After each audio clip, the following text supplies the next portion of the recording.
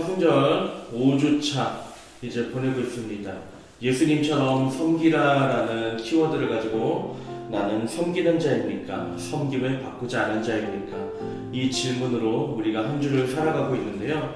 오늘은 목요일 26일차 고정관념을 깨고 다가가 품으라라는 주제로 함께 묵상을 해보겠습니다. 오늘의 말씀 읽겠습니다. 누가복음 19장 8절에서 9절 말씀 제가 봉독합니다. 삭개오가 서서 주께 여짜오되 주여 보시옵소서. 내 소유의 절반을 가난한 자들에게 주겠사오며 만일 누구의 것을 속여 빼앗은 일이 있으면 내갑절이나 갚겠나이다. 예수께서 이르시되 오늘 구원이 이 집에 이르렀으니 이 사람도 아브라함의 자손이미로다. 아멘. 예수님이 여리고 입구에서 맹인을 고치셨다는 소문이 퍼지자 여리고에 도착한 예수님 주변에 점점 더 많은 사람이 몰려오기 시작했습니다. 이 소문을 주의 깊게 듣던 한 사람이 있었으니 삭개오라는 여리고 세리장이었습니다. 세리란 로마의 위탁을 받아서 각종 세금을 걷는 청부업자들입니다. 그런데 정해진 세금만 걷어서는 아무런 이익도 얻을 수 없으니 원래 정해진 세금에 온갖 수수료를 붙여서 자기의 이익을 챙겼습니다. 그래서 여리고 사람들은 세리를 싫어했는데 특히나 그 우두머리였던 삭개오를 싫어했습니다. 유독 키가 작은 그를 놀리며 그의 이름을 욕설처럼 사용하거나 삭개오를 도둑이라고 부르며 그와 싸웠습니다. 사람들이 그렇게 자신을 놀릴수록 그간 모은 돈을 생각하며 애써 위로했지만 사실 삭개오는 점점 더 큰 외로움을 느끼고 있었습니다. 그러던 그도 예수님의 소식을 들었습니다. 모든 사람과 친구가 되어주신다는 예수님을 그도 보고 싶었지만 쉽게 다가갈 수 없었습니다. 지금까지 죄를 지으며 살았던 자기의 인생 때문에 예수님께 다가가기 두려웠던 겁니다. 그가 예수께서 어떤 사람인가 하여 보고자 하되 키가 작고 사람이 많아 할 수 없어 앞으로 달려가서 보기 위하여 돌 무화과 나무에 올라가니 결국 주저하던 삭개오는 멀리서 예수님을 지켜보기로 합니다. 그런데 바로 그때부터 삭개오의 인생이 완전히 변하기 시작했습니다. 삭개오야 속히 내려오라. 내가 오늘 내 집에 유하여야겠다. 예수님이 갑자기 나무 앞에서 멈추더니 삭개오를 부르신 겁니다. 누구도 삭개오의 이름을 예수님께 알려줬을 리가 없는데 삭개오의 이름을 정확하게 부르신 겁니다. 게다가 삭개오의 집에 가겠다고 말씀하십니다. 달리 말해 이 말은 너와 친구가 되고 싶다라는 초청의 의미였습니다. 그런데 삭개오는 예수님을 집으로 모셨고 자기의 부끄러운 모습을 그대로 보여드렸습니다. 그런데 예수님은 그를 비웃지 않고 오히려 즐겁게 식사하셨습니다. 그때 갑자기 삭개오가 예수님께 선언합니다. 주여 보시옵소서. 내 소유의 절반을 가난한 자들에게 주겠사오며 만일 누구의 것을 속여 빼앗은 일이 있으면 내갑절이나 갚겠나이다. 그의 말대로 소유의 절반을 떼고 네 배로 배상하면 삭개오는 완전히 빈털터리가 됨에도 불구하고 파격적인 결정을 한 것입니다. 셈에 뛰어난 그가 계산을 잘못한 걸까요? 전혀 아닙니다. 삭개오는 그저 부끄러운 과거를 끊고 새롭게 살기로 결단한 것입니다. 예수님은 그를 먼저 찾아와 친구가 되어주셨기 때문입니다. 그렇게 삭개오는 과거의 굴레를 끊고 온전한 하나님의 백성이 되었습니다.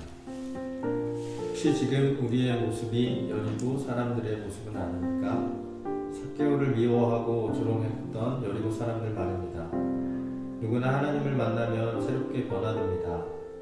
그런데도 우리는 여전히 나만의 고정관념으로 상대방을 정죄하고 싫어할 때가 있습니다. 이는 명백한 죄입니다.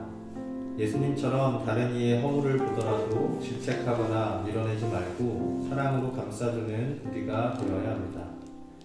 우리 역시 예수님이 만나주시지 않았다면 변화받기 전에 삭개오일 뿐입니다. 우리가 먼저 다가가 내민 손이 누군가의 인생을 바꿀 수 있습니다.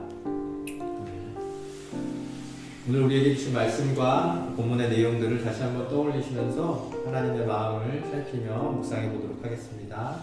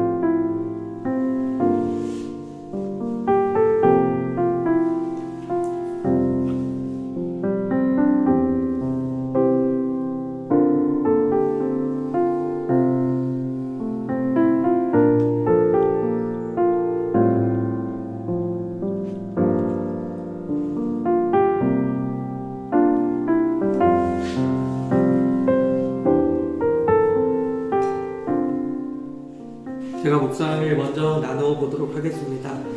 저는 오늘 삭개오의 모습을 보면서 흔히 저희들이 자주 하는 말이 사람은 안 변한다는 말을 자주 하잖아요. 머리 검은 짐승 거두는 게 아니다, 막 이런 안 좋은 말들도 하면서 사람은 그 순간에는 변한 것처럼 보일 수 있지만 결국에 변하지 않는다라는 말들을 자주 하는데, 저도 그런 시선을 가지고 삭개오를 보니 삭개오가 오늘 본문에 식사 중이었는데 갑자기 삭개오가 서서 주께 여짜오되, 삭개오가 서서 있는 모습을 막 보니까 예수님이랑 함께 있어서 너무 즐거워서 또 감정적으로 저렇게 또 일어나가지고 막 호들갑 떠는구나, 그런 모습으로밖에 안 보였는데 그 뒤에 보니까 내 소유의 절반을 가난한 자들에게 갚겠다라는 것도 감정적인 말일 수 있겠다 싶었는데, 그 뒤에 만일 누구의 것을 속여 빼앗은 일이 있으면 내 갑절이나 갚겠나이다 라는 말이 만일 누구의 것을 속여 빼앗은 일이 있으면, 만일이라고 말을 붙일 필요가 없는 거잖아. 자기가 빼앗은 게 맞는데 그게 세리장이었던 삭개오의 삶이었는데 이런 고백을 했다는 것 자체가 저는 삭개오의 그간 지었던 죄들을 주님 앞에 고백한 모습이라고 생각이 들었습니다. 그러면서 이게 그냥 단순히 감정적으로 막 서서 흥분해서 기분이 너무 좋아서 그냥 내뱉은 말이 아니었구나, 자기의 죄를 돌아보고 고백한, 주님 앞에 다 내려놓고 고백한 모습이 보였구나. 사람은 변하지 않는다라고 생각했던 저의 고정관념을 깨주는 이야기라는 생각이 들었어요. 우리가 그런 고정관념을 갖지 말고 오늘도 내 안에 있는 누군가에게 다가가기를 제한하는 어떤 장애물과 같은 고정관념이 있다면 하나님이 그 안에 들어가시고 그 마음을 만져주시면 죄를 고백할 정도로, 그리고 삶이 변화될 정도로 분명히 사람은 변화될 수 있다라는 확신을 하게 되었습니다. 저도 같은 생각을 했거든요.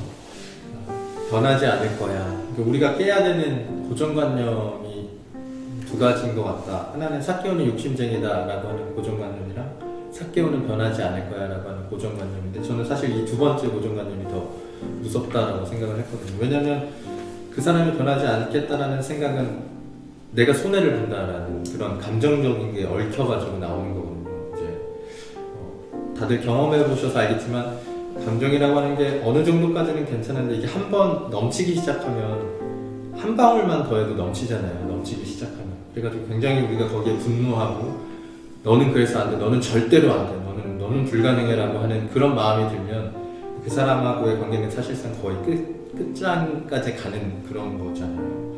그러니까 오늘 고정관념을 깨고 다가가 품으라는 이 말을 좀, 그래서 우리의 이 가득 차있는, 저 사람은 변하지 않을까라고 내 속에 이렇게 가득 차있는 이 분노의 감정을 한번 쏟아내는 게, 그냥 쏟는 게 그 사람한테 퍼부으라는 게 아니라 비워내는 거. 그래서 그 사람을 다시 처음부터 바라볼 수 있는 게 우리한테 굉장히 중요한 부분이지 않을까. 예수님이 그래서 삭개오의 이름을 불러주셨다는 게 참 좋은 것 같아요. 아무도 늘 세리장이라고 하는 삭개오, 그 벗어낼 수 없는 그 삭개오의 그런 것을 벗기시고 그냥 삭개오야라고 불러주셨다는 게 처음으로 삭개오를 그런 것들 다 내려놓고 삭개오를 대해주신 게 아닐까라는 생각을 하면서 이게 우리가 꼭 깨야 할 고정관념이다. 그래야지 우리가 또 남을 섬길 수 있다라고 말씀을 묵상하게 됐습니다.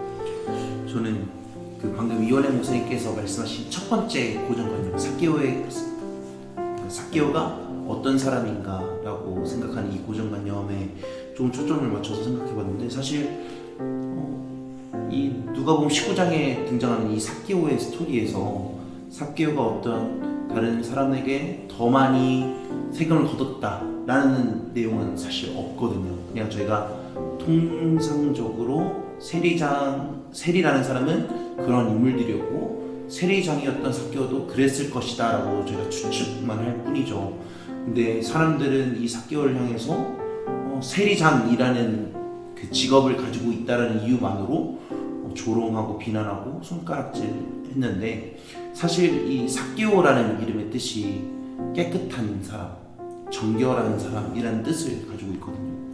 그래서 저는 이 삭개오가 한 말, 내 소유의 절반을 가난한 자들에게 나눠주고 내가 만일 누구의 것을 속여서 빼앗은 일이 있으면 내 갑절이나 갚겠다라는 이 말이 저는 삭개오가 나는 지금까지 그런 적이 없습니다 라고 스스로의 그런 사람들로부터 받았던 억울함을 예수님께 토로하는 것 같았어요.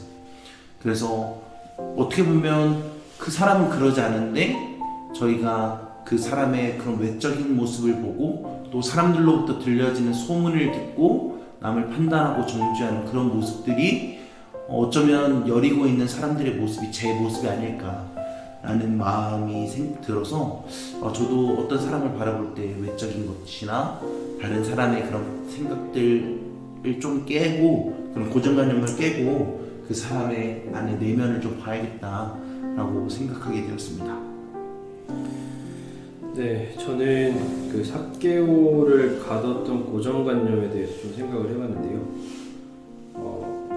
그 누구도 삭개오에게 이름을 부르면서 말을 거는 사람이 없었구나 라는 생각이 들었습니다. 그래서 예수님께서는 세리장이라는 그 고정관념을 깨고 다가가셨고, 또 반대로 생각해보니까 바리새인이나 사두개인이라는 그 종교적으로 존경할 만하다라는 그 고정관념도 넘어서 지적하셨던 모습도 떠오르더라고요.